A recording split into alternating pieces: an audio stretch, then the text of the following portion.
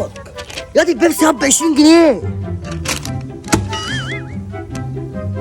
هنجيب فلوس منين؟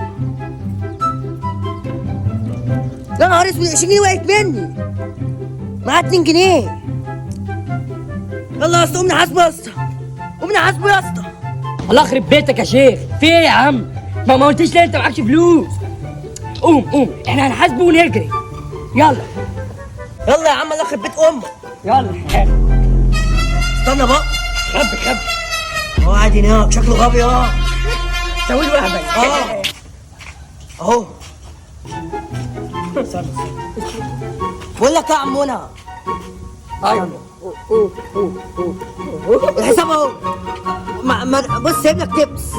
اديله. يلا يا. no. ايه ده؟ 2 جنيه؟ والله انا جايبكم.